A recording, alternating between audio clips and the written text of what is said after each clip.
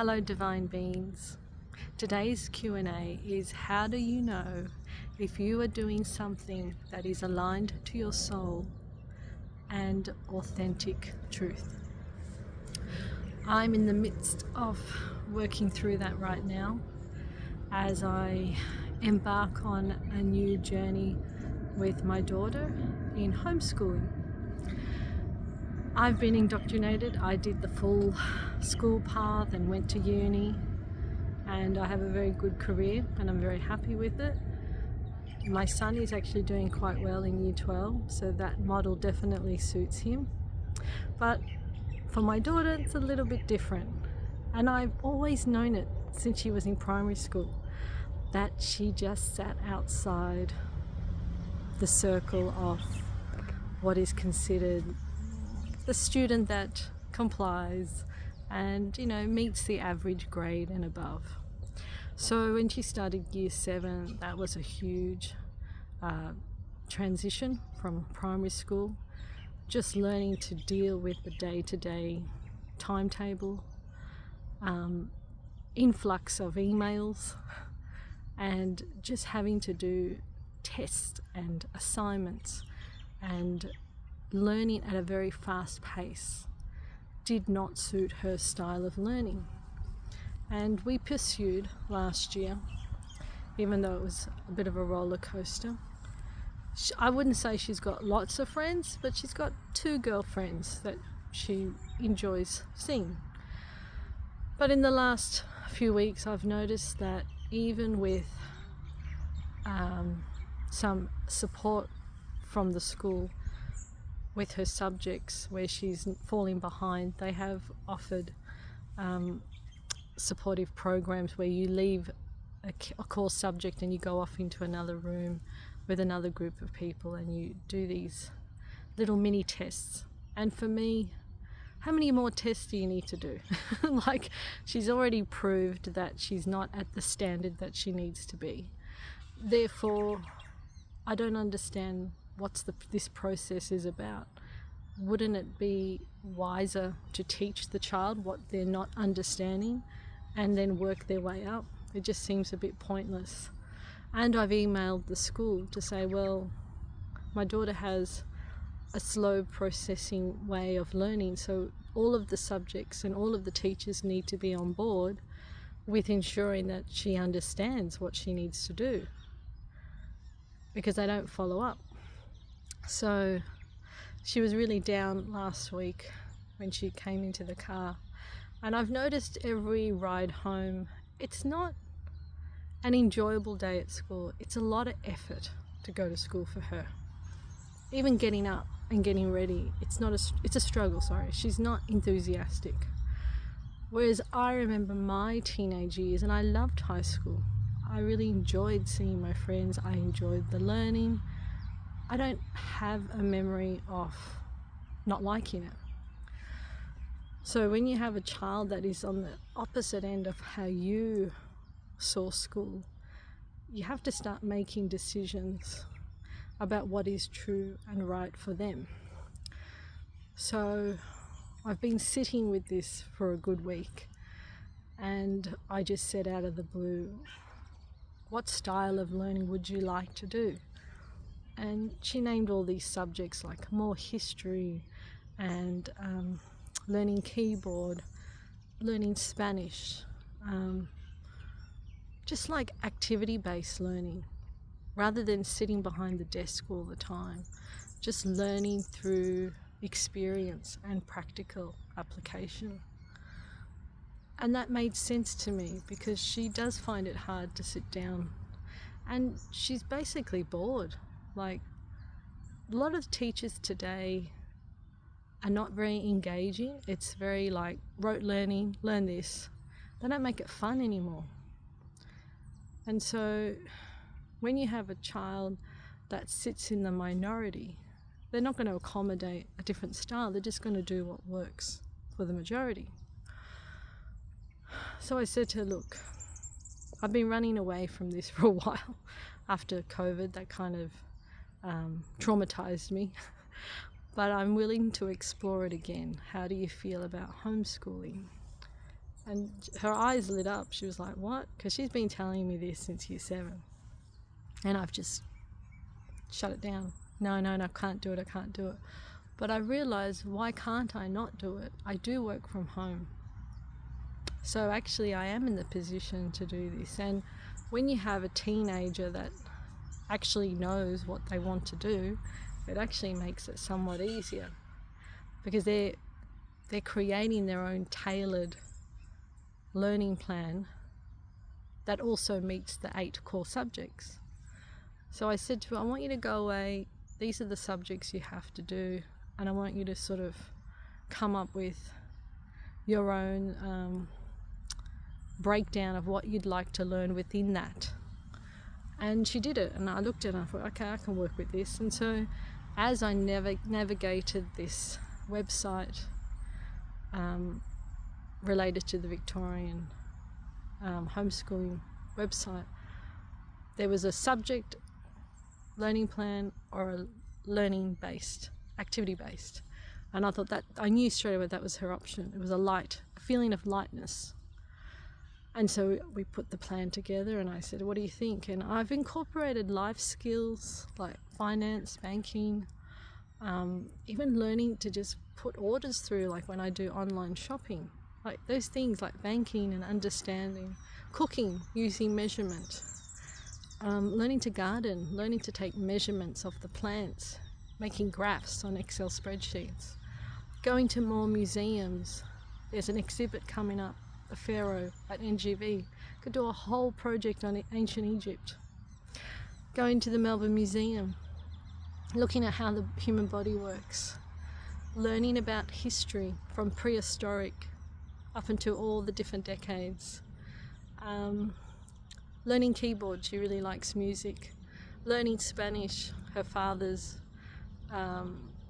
ancestry, so she can converse with her grandma, learning about immigration, how did her grandparents come into Australia, what's their story, let's go and visit Immigration Museum. This whole plan I'm just so excited about, because it's everything that inspires her to learn. And so that's when you know you are following your truth, because it was effortless. I smashed it out in 2 hours. And when I sent through the application, I rang up on Monday and they said, yep, we've got it, and we'll look at it, and it takes 2 to 3 weeks, and that's fine. And then I said to her, well, we have to tell your school now. So I actually have had a few conversations this morning. The school were a bit shocked, but it didn't surprise them, because they realised, yes, she has been struggling. They can see records that she's obviously gone to the wellness centre, and you know, she's had a rough patch at the start of the year.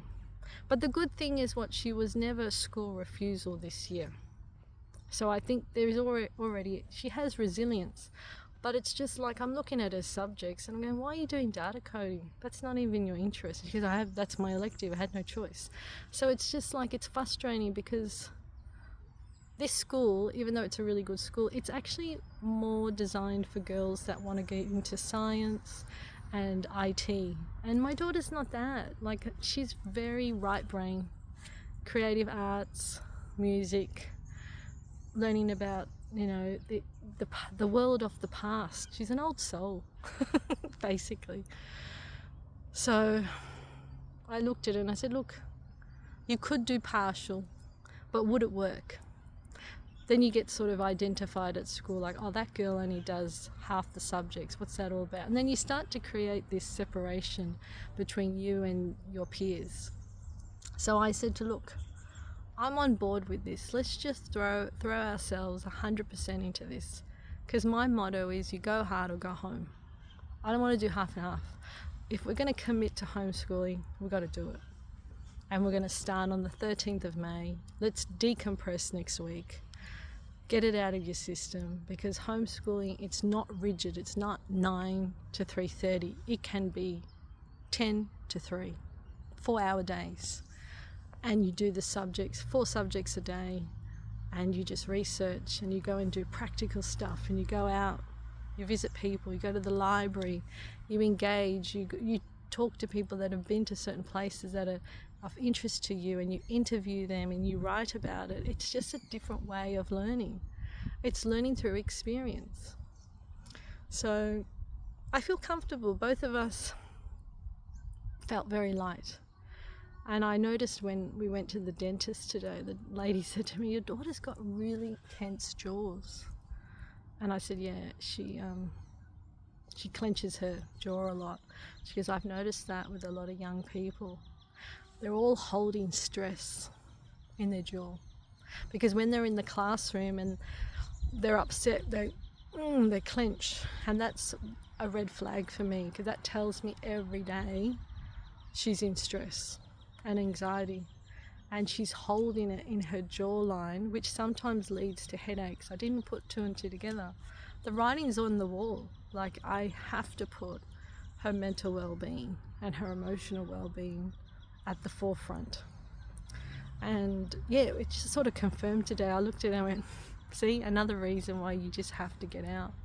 Her skin's starting to dry on her wrist. That's another form of stress. It's like a dermatitis or eczema. And I said, "Honey, the writing's on the wall. I don't know, your body's telling you you need to leave and you need to start over, and you need to just begin learning for enjoyment. Not because you have to, but because it's enjoyable and you're curious and you want to explore." And I said, "You don't get this opportunity. This is like, you're at this young age where you can do it. And if it doesn't work, it doesn't work. We'll look at our alternative plan for next year. But let's just throw ourselves into it." Because I believe in it. And there's a lot of kids that are doing really well in this. And, you know, she'll still have hobbies where she'll be outside school hours, where she can join with other teens, so she doesn't lose the social aspect. I'm very aware of that. So she's signed up for martial arts. There's an art class that's locally to us.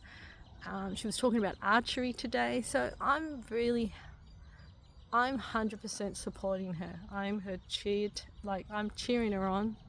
I'm on her team, and I really want her to feel that I'm behind her. And we both feel so much lighter, because as I was telling her about the conversations with the school staff, she was already starting to feel heavy and like, "I don't want to go. And I said, "Okay, that's it." And yesterday she cleared her locker, and it was just like a relief when she got in the car. So that's how I determine what is true for me when I feel light. And Dr. Dan Herr, I learnt that from him. He has worked out this technique. When you are trying to make a decision that's a really big decision, ask yourself and just notice where you feel it. If it feels heavy on your chest or heavy on your shoulders, it's not your truth. It's somebody else's idea of what you need to do. But when you feel light and you just go, "Oh, like it's effortless, I so need to do this. Like, yes, I'm not even going to be talked out of it," then you know it's your truth. And that's where I'm sitting right now. Even though it's the unknown, I'm actually excited, because no one in my family has done this before. And I know that I am the first to break away from the matrix that has been governing us for so long. So I'm actually excited about it. And she's the perfect student to take it on board, because she's never fitting from day one. She's never liked school. It's always been, "Why are we doing this? Why do we have to learn that?" She's questioned everything, which just proves to me she's like my Neo in the Matrix. And I'm proud of her, and I don't want her to change. So yeah, I'm super excited and ready to take on this next journey. So that's my tip. When you've got to make a huge decision and you're just unsure of what to do, just go within and feel where it sits in the body. And if it feels heavy and you feel like short of breath, and you just feel like it's weighing upon you, then say, "No, I don't want to do this." But if it feels like, "Yes, I'm so excited, and yes, I'm a little bit nervous, but oh my gosh, let's just do it and work out the how afterwards," then go for it. And you know, we've got her plan ready. Everything's written up. it's just now, next week she just needs to decompress, unschool, let go of these expectations and just start fresh. And yeah, this is the next stage of her life, and also my life as her main sort of primary educator, I suppose. And I have so much that I want to teach her, and I've got to like scale back my excitement and just take baby steps. It is a huge thing when you're being indoctrinated for 9 years. So she's going through her own little death of the ego, and I'm there to hold her hand and say it's going to be okay. Bye for now.